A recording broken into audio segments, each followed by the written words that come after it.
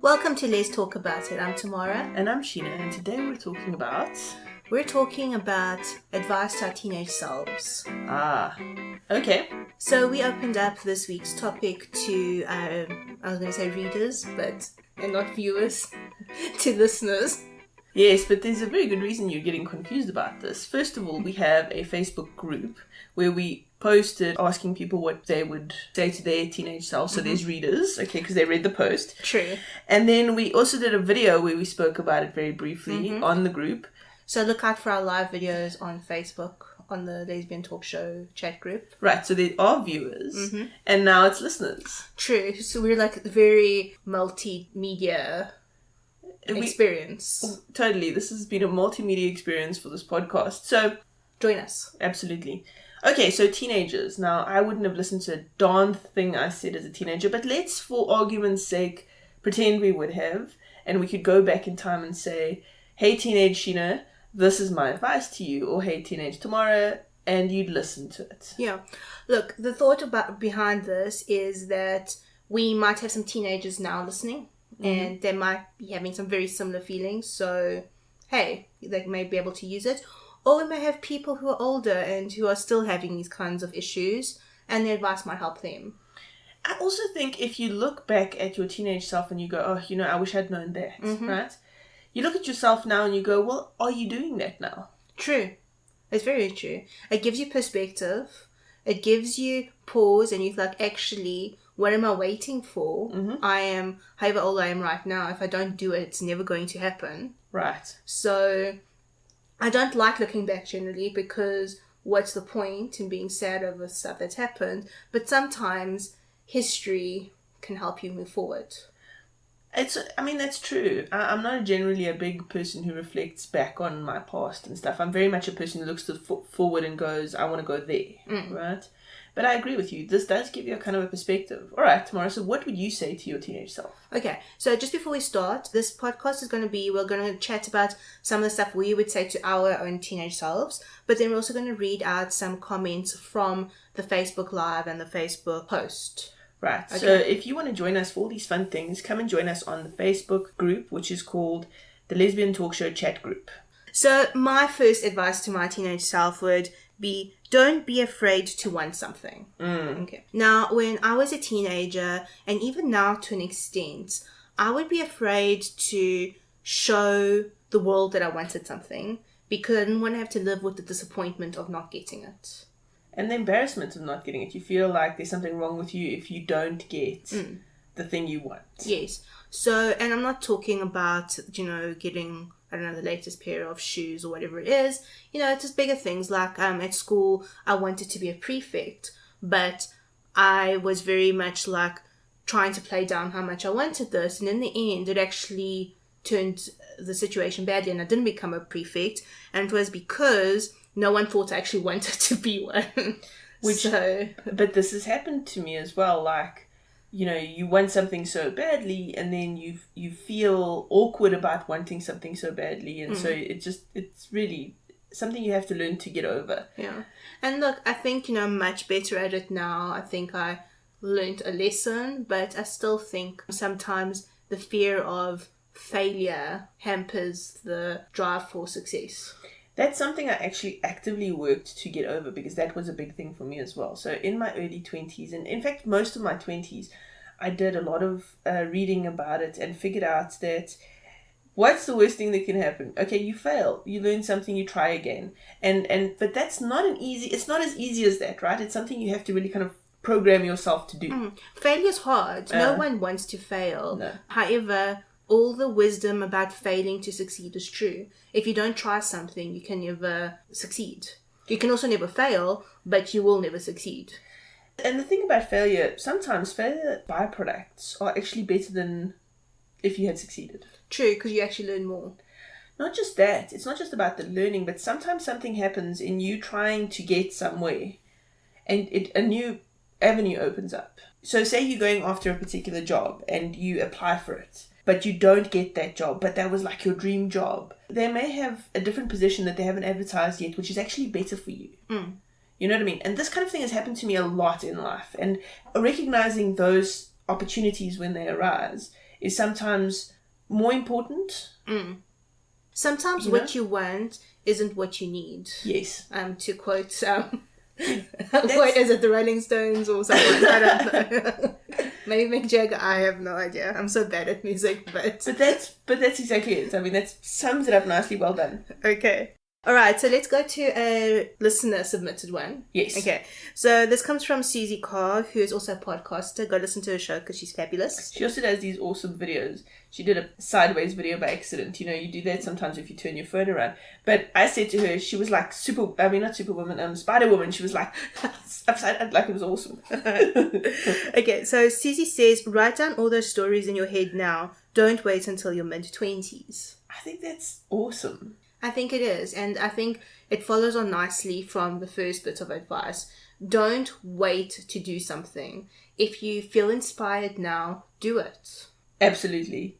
The only thing that's going to happen is you're going to do it. Exactly. And at least then you know that you've accomplished it. Like, we actually see this every year when NaNoWriMo comes along. And for those of you who don't know, that's National Novel Writing Month, which happens in November of every year. And tons of people are like, oh no, I really want to write a book. And then they never actually participate, or if they do start Nano, they never finish it because it just feels too overwhelming, or they need to, prepare more. So there's always something, there's always a reason why. But the best thing about Nano, after doing my first Nano, was, oh my God, I finished a novel in a month. Something that I'd always wanted to do. I did it. Absolutely. And we've done 4 in a row now. Yeah. And we're looking forward to our 5th one this year. And every year we complete a novel. I mean, we don't, its first draft is rough, but the sense of accomplishment that you've actually done it is amazing. Stepping outside of your comfort zone is very important. I think it helps you grow. Like, video is something that I've always wanted to do, but I always feel embarrassed about doing. And yesterday, filming the live, it was a short live, similar topic to this one, but it helped me. I did it. And at the end of it, you didn't feel as awful about yourself as you thought you would. No. I was really afraid of doing it, and I did it. I think the just do it kind of mentality is a really good piece of advice. Okay, let's move on though. There's also what I would tell my teenage self is I would hand myself a lesbian fiction novel and say, read this. And I'd do it earlier in my life than what I did, because I discovered it around 19 or so.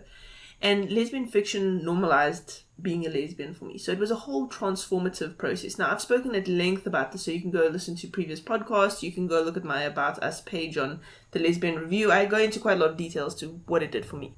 Being queer, being gay, being different, being any kind of other is a really difficult journey for most teenagers in particular. So I would go help myself with that. And I'm not the only one. There's some comments here. Let's read one. Tig Ashton, who's the author, Claire Ashton, says, you're an introvert and at least bisexual, and that's fine. Now go out and enjoy yourself and then recharge at home for a week. And all those normal people, as weird as you, just in different ways.